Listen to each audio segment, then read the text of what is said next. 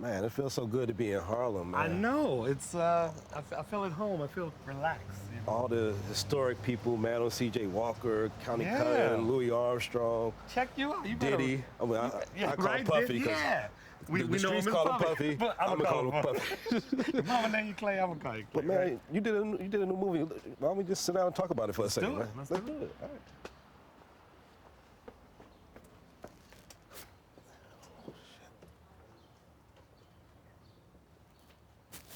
I don't want to on this mic box. Okay. So, Shaft, I mean, it's been a part of all of our lives. I like where I say that he was like the first superhero. He was our first Black Panther in a way. I say it all the time. But I mean, how does this project feel, especially coming on the heels of you taking the helm from the late John Singleton? Now, how does it feel to step into that and to do this project? Yeah, I mean, everywhere from Gordon Parks, you just kind of, you just have to kind of make it your own. I mean, what was really cool about it is even, John was a good friend of mine, and he told me, he said, Tim, just be sure, do your thing, make it your own, and that's kind of what I feel like we've done. We've been able to respect where it's come from, what has gone on to mean to so many generations, but we've also been able to infuse it with what's happening today and give it some humor. Now, Shaft came from the blaxploitation era, and I'm not sure if this generation really understands what blaxploitation is. Can you, as a director, just kind of like give them the little side notes on what that and does this still count as blaxploitation?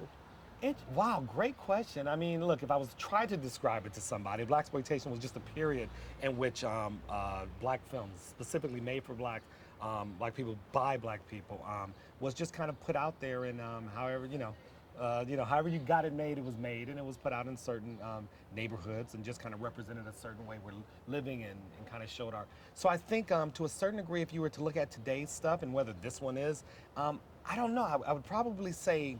I'd probably say no, but I can't look at the fact that this is where this franchise comes from. It almost started the blaxploitation movement. Yeah. If many would argue that it did. And so I kind of look at it in this. We're just kind of representing a new look, and but it's a great question. I don't even know if I can call it that. Yeah. It doesn't feel like that, but I can't sit here and act like maybe it's not somewhat a representation of it. I know everybody wants to talk about Jesse and Sam and Richard, but I mean Regina Hall being in this. Oh, she's the best, right? Yeah. I mean, you guys have been rocking for. What do you see in her that's made her such this great actress? It's funny. Regina Hall to me is she's like Lucille Ball to me. Like she's just pure comedy, and she can give you anything. With other movies we've done, she's done not I won't say dramatic, but she's done drama. She's kept the character just straight. Yeah. She's just so real and down to earth, and there's not many people I think can keep up with a Sam Jackson or a Kevin Hart, and go curse word for curse word and just go for there's a ping pong match that happens with her, and I'd put her on every movie I ever make in my life if I could. And last question: would there be another Harlem Renaissance? And is this Wow. You know what? I think there would be. I'm not sure if it would be. I think it would probably be beyond Harlem. I think Harlem is, which is something we kind of dealt with in the movie. Harlem has changed a certain degree as well. But what's cool is that Shaft has it. You know, and so if there was a Harlem Renaissance, another one, wow, it would probably be beyond Harlem. Yeah. Well, good at always talking to you, Tim. Always watching your work. And thank you, man. Keep doing your thing. We'll keep on watching. I would try, sir. All right, bro. Okay. Good.